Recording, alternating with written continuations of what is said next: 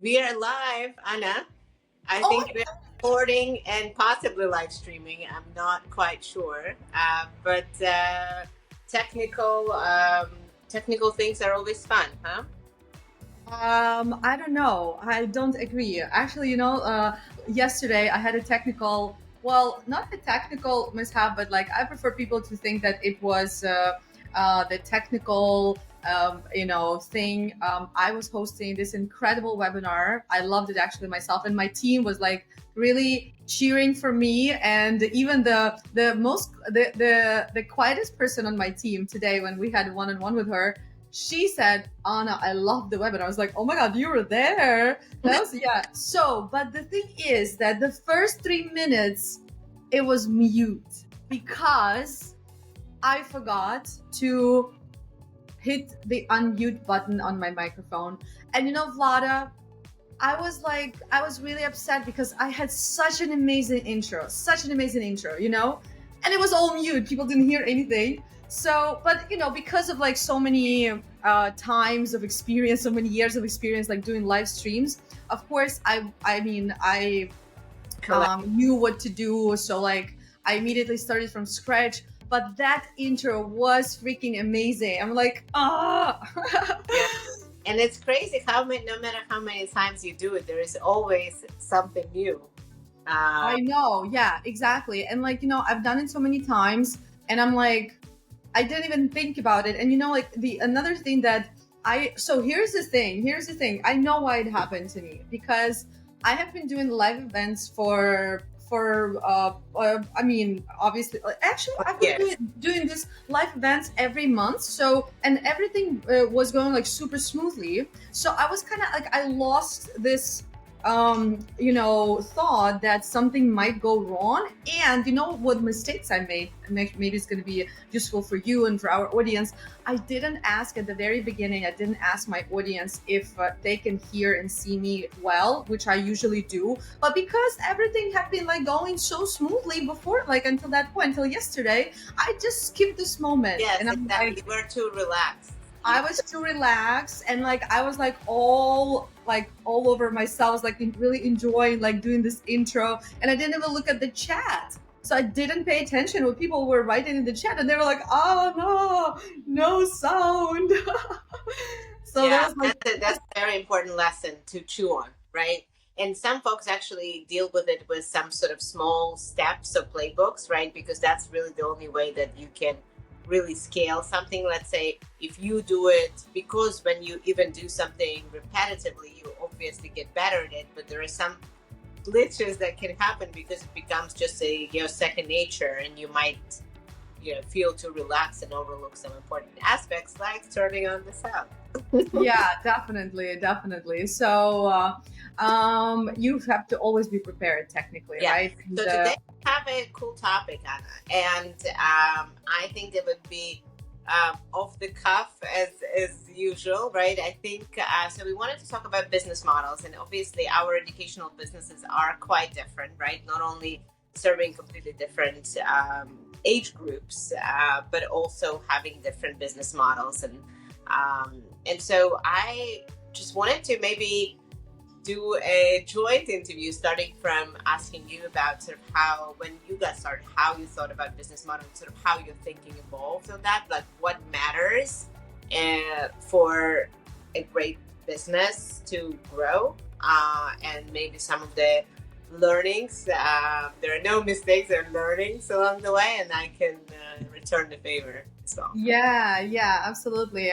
Well, to be honest, like with me, I I was like following a different model than what I have now. And I think we mentioned, like we talked about this before during our streams, that I'm like a super smart entrepreneur, like super street, like 100%, So, and technically, I was just like going the route that was like the most popular route, to be honest, right? In my niche, right? In language teaching, right? Or language learning, language teaching.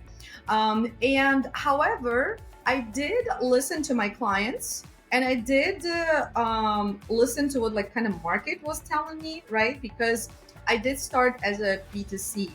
So I was like delivering language training to to people in general, right? So it was before English for IT, right? So it was just like English for everyone. So I was like, yeah, this is like a B2C group classes, yada yada, like one-on-one tutoring. Boring, but just kidding. Not boring, necessary. Education is boring, but it's necessary, guys, right? To all the EdTech founders, don't get discouraged, because this is what I heard actually. Sorry for the detour, but every time I chatted with I was like thinking maybe like, in raising some money, like, down the road. Every time I was pitching an investor, not every time, but a few times, I actually heard the phrase, ed tech is not sexy. That's what they say. Well, it's sexier to invest in crypto. It's sexier to invest in fintech, blah blah blah. But like ed tech is not sexy for investors, So that was discouraging. So Vlada, you have to comment on that, because like you're the founder who actually did raise for ed tech, for unsexy ed tech. So yeah, but I listened to the market into opportunities that I was coming across, right? So when I started working with my very first B2B client, that's where I decided, okay, I want to pivot. Like, I don't want to do this B2C things like English for everyone, because everyone else is doing. I want to do the niche thing. And of course, I heard a lot of naysayers. People were like, Anna, you're crazy. There is 1.5 billion people learning English in the world, and you're saying no to this vast market, and you're saying yes to like what at that, well, not at that time, but like I think like on average, since I was in Ukraine and catering to the Ukrainian audience, it's like what, 200,000 tech professionals in Ukraine. So technically you're trading this like big market. Yeah, but like I was like, okay, so here's I want to do this, and that's how well, this is not a business model, but this is more like kind of like a business model, yeah, like moving to a niche, to a niche, yeah. And that was actually that was like the most important decision technically in my business. I don't think I would be doing what I'm doing right now if I hadn't made that decision, because it's to be honest, like it's really difficult to build another English teaching center. Like you really have to be different. You really have to differentiate yourself. And I think like another thing that again, like we're still doing what we're doing, because when COVID started, there was another like this milestone that we had to overcome. We had to shift completely online, and we are pretty much the only English for IT service training provider that develop their in-house programs, and that makes it different. Like today, I had a partnership call with the biggest bootcamp in the world, I think, pretty much, yeah. And they they looked through our curriculum and programs, and they were like, oh my god, this is amazing, we've never seen anything like this. But it was like, yeah, you've never seen anything like this because we're the only one like doing this. People are still doing the traditional way, which is like one-on-one tutoring, yada yada. So yeah, I think like for me it was not so much like academic knowledge and decisions based on my business education, but more like seeing what's around you and listening more. I wish I had invested more time though into like more like strategic, by the book things, which I think you did. I did, but there is never enough of it. And I think one big part of mentorship and what I'm doing now, supporting founders to help them grow with more confidence and clarity, and really being the mentor I wanted to have in my early days, is that learning, because it forces me not only to leverage my own experience and knowledge, but also to go back and connect with other founders and look at the best sources and sort of actually I'm really enjoying not only the giving part but also the learning part, because it forces me to go back and saying, hey, have I really learned all the lessons, and what are the best practices, methodologies and things out there. So there's a ton of learning that comes with teaching as well, which is so fun. Yeah, well, I think Vlada, with you and I think we're really similar here. We just love learning, and that's why I think this is like a really important thing for every founder, where like you get to a certain level of like you become successful, and then like, but you still don't lose this feeling of like, I don't know enough, or like I don't know much. Because I think that's what danger. This is what's dangerous, when you become successful and then you're like, okay, I already know this, like blah blah blah, like I'm not interested. But like, yeah, that's definitely not about you. Definitely not about me too.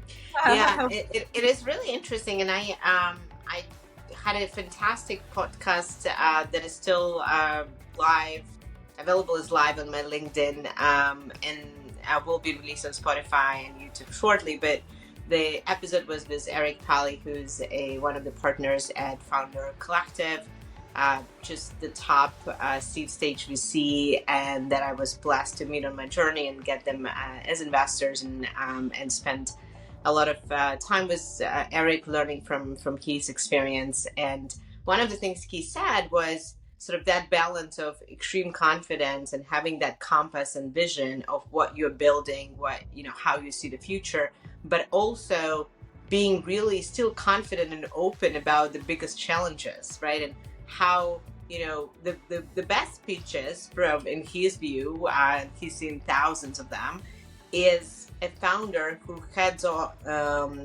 head on addresses, hey, we know these are the three biggest challenges for us, and this is how we are thinking about them, and this is, it's not going to be easy, but we're going to figure it out, and sort of openly talks about, yes, it's not a walk in the park, right? It takes unfortunately, but and that, I think a lot of folks, especially first-time founders, are trying to hide sort of that dirty laundry somewhere, so as if investors will not find it. The opposite is true, right? Having the confidence to actually say, hey, these are the three questions we need to answer next. I don't know the answers right now, but these are our hypotheses. This is how we're testing it, and and then we'll learn from the process, right? So, but it's not easy to feel the confidence in the unknown, and I think that's what. That's like a lot of like, I feel the whole founder journey. Honestly, I think I shared this before, but like I wish every founder invested more time in building themselves.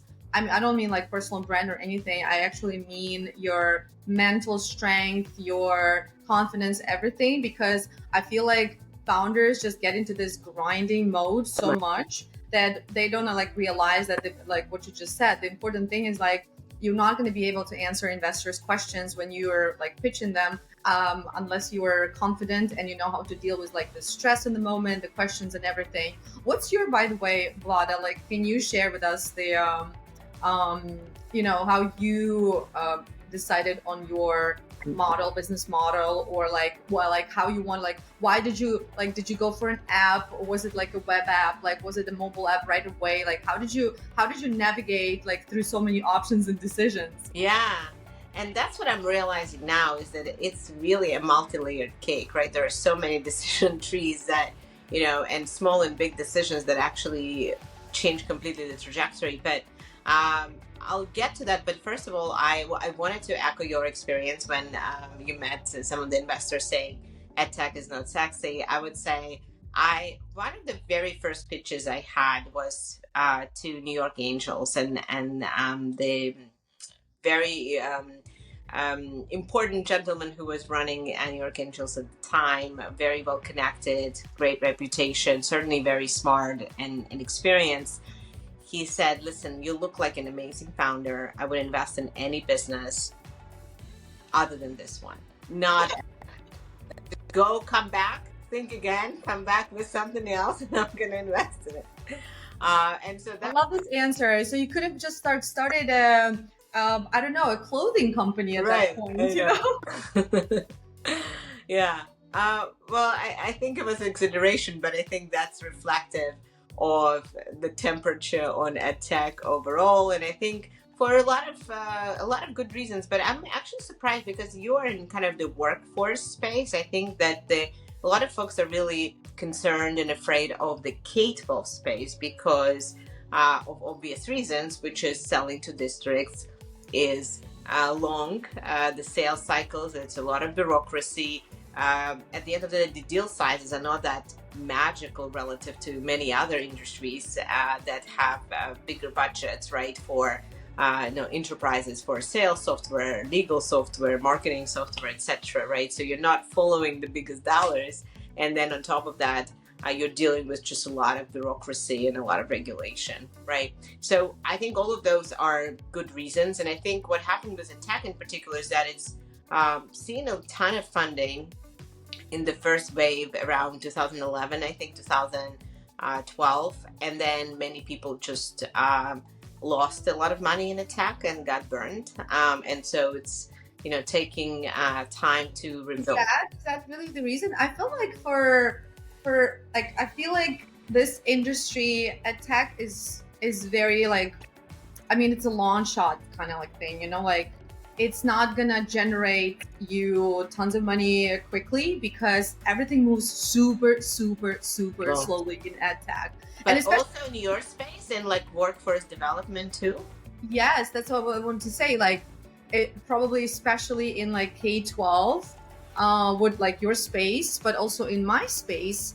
Again, I'm dealing like with big corporations, right? So like, I mean, to sign up a smaller company, like a mid-sized company is like one thing, but like, yeah, if we're talking about like real business, when we want to work with big corporations, it takes forever to, it's kind of like if you wanted to sign up a college or school, right? You have to go through so many circles of hell, negotiating and like things like this. And the same in corporate world, like, like what I mean, you've been in corporate world, you know how it works. There are a lot of people working in corporate world that should probably not be working there because like there is no a lot of like tasks for them, but because the company is so big, nobody sees what you're actually doing. Let's be honest. Yeah. I mean, I'm sorry to say this, but I don't know if I'm allowed to say this, but yeah, like we know how that's how this big machine works, right? And the thing is that people don't want to change anything because they understand if they try to change something, it might not work. But also if they try to change something, it means that they're actually working. Yeah. Well, like they're and what if something goes wrong? They're gonna take on like new responsibilities, and like that's not what people really want. Like, so let's keep it the way it is. And even though like the other week I had a podcast with like L&D person, learning and development person, right? And he said a really cool thing about workforce development space and the companies not wanting to move into the direction and like getting more training opportunities for the team and for the company. It's like people, well, these managers or responsible people, they don't think whether their company focusing on quality or quantity. So like if the company is focused on quantity, they don't really need me, because like they don't care about service, they don't care like what the people are gonna think. They only care about like selling as many like items as possible. But like for example, in the tech space where we are at, people they care about quality. However, oftentimes responsible people, they don't actually think about this way. They just follow patterns that have been around for a while because they work or like they pretend to work. So yeah, with corporate world, it's kind of like with the educational institutions. It's like takes forever because of the red tape, and everything that's happening. So I kind of feel that this is the same. It should be my EdTech should look a little bit sexier. Yeah. But but there are still issues. yeah, absolutely. But talking about sort of my kind of decision tree, and it was, and I still believe that that's the only path forward, is picking the fastest way to market, picking the fastest way to be in market, and that meant web solution and solving a tiny part of what the total solution is. And I find that that's one of the, no matter how many videos there are online or how many people talk about it, there is still not enough understanding that even Steve Jobs needed multiple iterations to get somewhere, right? And And it's okay. You start with this model, you move to that model, and you can move 5 different times. It's okay, right? The Yeah. only thing that's not okay is not taking action and investing gazillion dollars into your MVP that is not even MVP at all. It's a full blown thing. And then you fall in love with it and you feel too attached and you have no longer a budget to go and change it. And what you see is, $1 million and change later, you're not in market yet, or you're not in market with something that people actually want. Because you can do hundreds of interviews and thousands of surveys, which I love doing, and it's a very important part of the process. But that's not a shortcut to, hey, I'm going to go from my interviews to, this massive multi-featured product, because I see it, right? And so for me, that was a particular pain point around parent-teacher conference scheduling, because existing solutions were too cumbersome. It was very specific, even though my vision was much more holistic. The vision was to help parents and teachers become partners in education and help them build these valuable relationships and trust, so that they can be on the same team, right? But that started from one little area. Yeah. So that's I have another question to you, Vlada, because we've talked a lot. Kind of, the conversation today was about EdTech being unsexy, and I know this room is like specifically for our EdTech founders, right? For our peers. So how did you deal with all these like comments like, I invest in you but not in EdTech, or not sexy, like, or when it took you like forever to sign up your big clients or schools, how did you deal with this when like looking at fintech, which is like always rocking? Yeah, I had a good friend of mine building alongside me. We started at the same time, and her company was 5 times more valuable than mine, was about a half of the metrics. I know. But how I dealt with it is with proof.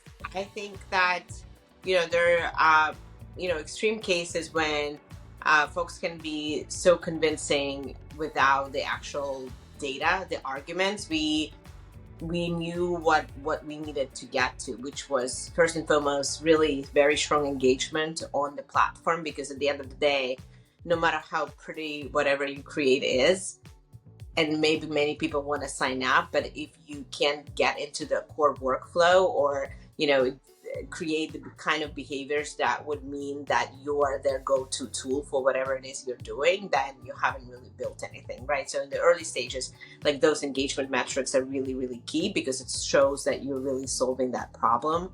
And then from there, I said, hey, yes, I know many folks are not making money in this space, and in fact, many died, but I am making money, and look at my pipeline, look at my metrics, etc. So we actually not only told the story, but we had the facts to back it up, which I think what allowed us to raise over $12 million. Yeah, well, that's awesome. Yeah, definitely. So some data, some numbers can be encouraging, or at least they are encouraging to you. Yeah, absolutely. And I think that it's much easier, of course, to hand wave and tell the big story, which it can work for a lot of people do. Don't get me wrong. I'm reading this book now, and it's called, actually, it's a good book. It's called Psychology of Money. What I love about it is that the author is like just sharing a lot of like stories from VC world, from like trading, stock market and everything. And like, yeah, the stats for VC backed startups and like that generally, like for companies that are for like private companies, is like really, really discouraging. Yeah, so definitely I think this can also, and I think a good place is to finish, and it's not necessarily about business model, but it's about sort of a lot of folks ask this question: what do I need to be able to raise? Like, what kind of metrics, traction, etc. And then I would actually welcome folks or invite folks to think about, you are your biggest investor. You regardless of you putting in money or not, you're putting in your most valuable resource, which is your energy and your time. And that's a resource that you cannot replenish. It's gone, right? So you are committed to this idea. What do you need to know beyond just the fact that you believe and, of course, optimistic and see this bright future? What do you need to see to say, yes, this is working, right? And so answer that question for yourself, right? And I think that's a very good shortcut for getting confident yourself, but then also projecting that confidence. And many times those are very strong engagement metrics and actual traction metrics. When people are voting with their feet, they're voting with actual dollars. Vlada, are you sharing more information about this kind of metrics and other things in your course? Yes, absolutely. So the course, in fact, we have an EdTech specific challenge coming up.